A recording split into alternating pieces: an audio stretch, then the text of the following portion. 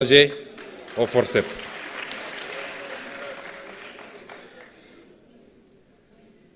Monsieur le Président de l'Assemblée nationale, honorables députés, le débat s'est posé en termes très simples. Avant de présenter notre vision globale, nous avons fait un état des lieux. Chaque fait et chaque chiffre qu'on a annoncé dans cet état des lieux est avéré. Chaque fait et chaque chiffre. Nous avons présenté la situation catastrophique du pays. On nous a vanté les mérites d'un bilan. Le vrai bilan, il est là.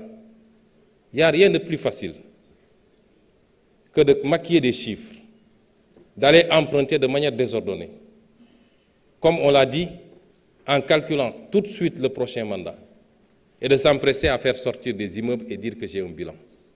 Des pays ont fait banqueroute. Rappelez-vous du cas de la Grèce, de l'Argentine, par ces comportements.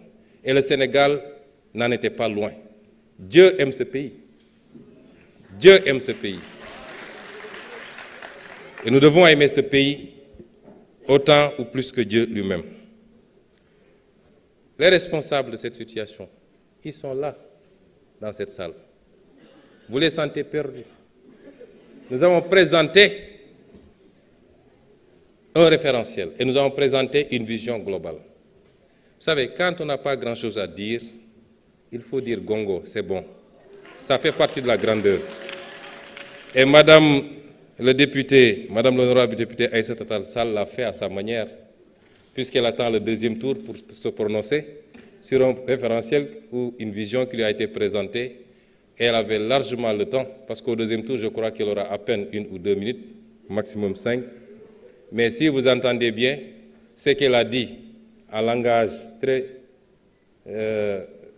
effilé, comme savent le faire mes amis les avocats, c'est que simplement, Monsieur le ministre, je n'ai rien à vous dire, tout est bon.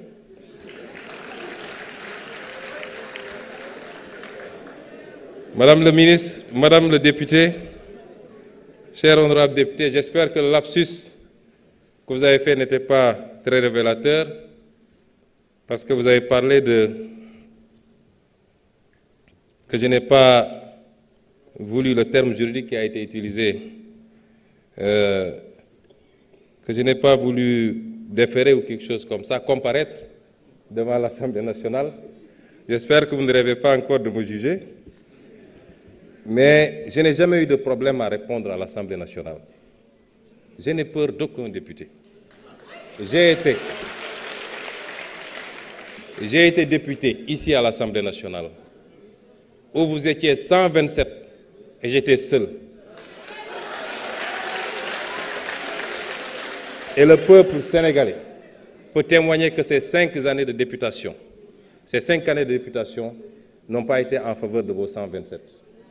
Comment pourrais-je avoir peur de me présenter devant vous? Ce qui s'est passé, c'est qu'on a eu une assemblée qui a une attitude, une majorité qui a une attitude particulièrement irresponsable. Un gouvernement qui vient de s'installer et l'assemblée s'agite, parlant de motion de censure et je ne sais quoi. Vous censurez quoi? Quel acte avait été posé pour justifier une censure, si ce n'est de la politique politicienne? Et je vous avais assuré que vous ne censurerez jamais et que vous serez censuré.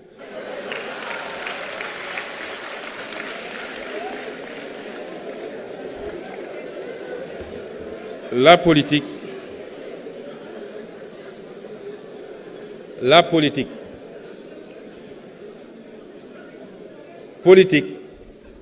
du rek doole.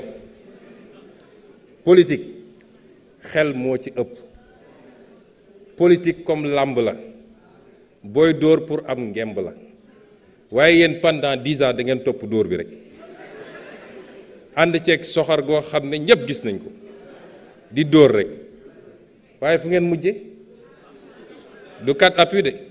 Waaye biir bi nga moo ne fas ci suuf. Donc il faut apprendre de vos erreurs.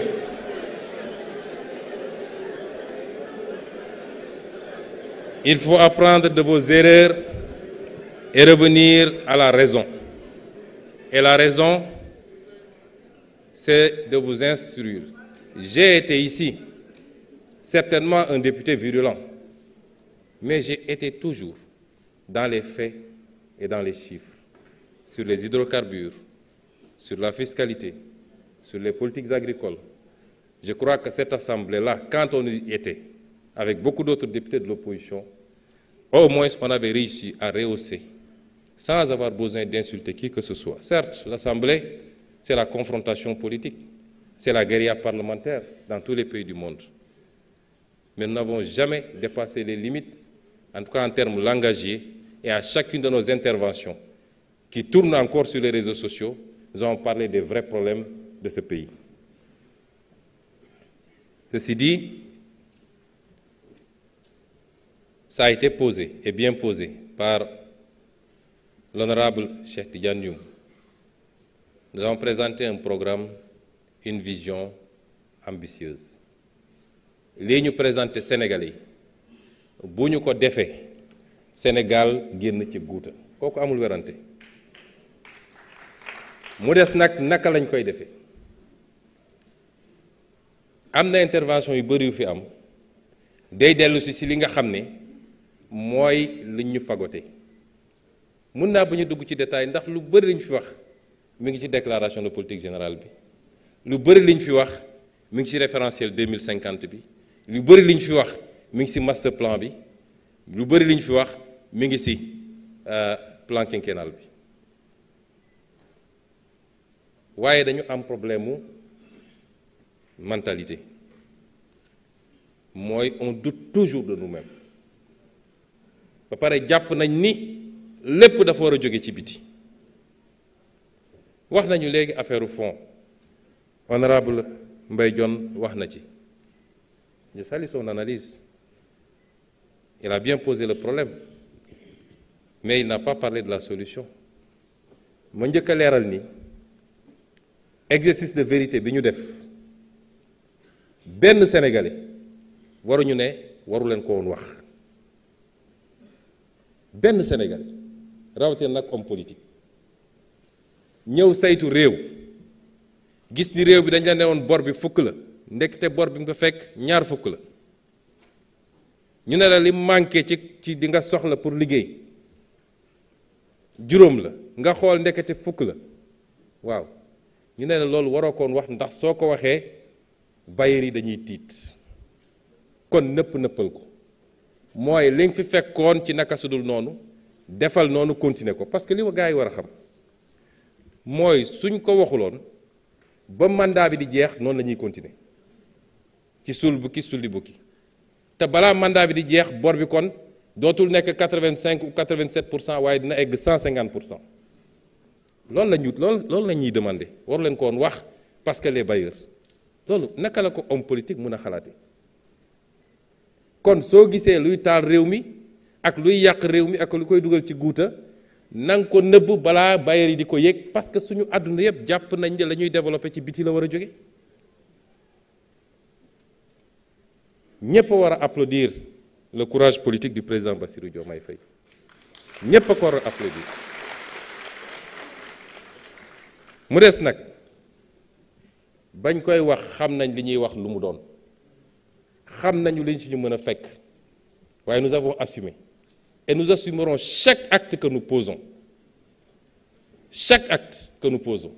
et l'exercice de vérité sera total et complet wax naa ko ni bu ñu paree ci lii ba cour bi joxe valider audit bi te bu boobaa ku taxawoon fii weddi nag bu taxawaatee fii nee leen ko waxoon dëgg de ndax lappi-lappi ñu lay bindal ngay wax rek te xam-xam bi soriwul ku taxawoon fii ni lii amul ci audit des finances publiques bu Cour des comptes génnee rapport am bu taxawati fii neen ko sëñ bi am nga problème de rapport avec la vérité waaye def nañ ko jël nañ suñu responsabilité en connaissance de cause bañ koy def xam nañ ni mun na jur lii mu jur lan la jur contrairement à ce que les gens disent bailleurs yi dawuñu de revue bi waroon am juillet ministre des finances ngi nii toog du ma weddi ñun ñoo ne le fond du ñu ñëw ci revue bi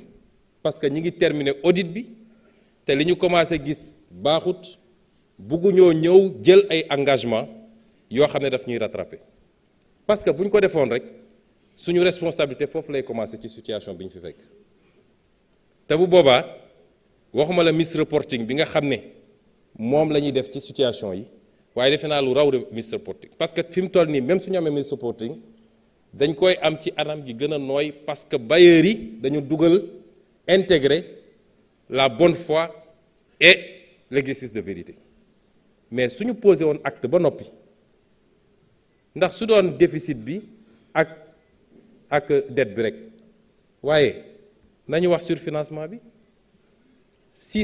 plus de 600 milliards ngeen ne ko tooñ ñu jëloon xaalis bi ne lii waruñoo leb at bii li ñu war a leb jeex na waaye waxtaan ak partenaires yi ñu nangul ñu ubbil ñu dara pour ñu mun a leb loo xam ne dañ koy téye comme 2024 année électorale la woon début d'année bi naroon métti bàyyi nañu d'accord nañu ngeen lever 600 milliards mais na ngeen ko teg bu leen ko laal defe naa ñoom dañoo xamoon woon gars yi ñooy ñan ñu ne ñu jël xaalis bi ne ko mbérét toog jàpp seen ñàmbu ñu ngi nii ñooy taxaw fii tey naan dañuy lire ay discours ñoom ñoo plongé le pays dans cette situation-là l'ensemble de ces situations lañ fi fekk avoir le courage de le dire def nañu ay réunion bi ñu pare ministre des finances a ngi nii ministre de l'économie ngi nii ministre secrétaire général mi ngi nii ñun ñëpp ñu daje palais on a fait plusieurs réunions qu'est-ce qu'il fallait faire de cette situation-là comment il fallait la gérer comment et nous avons pris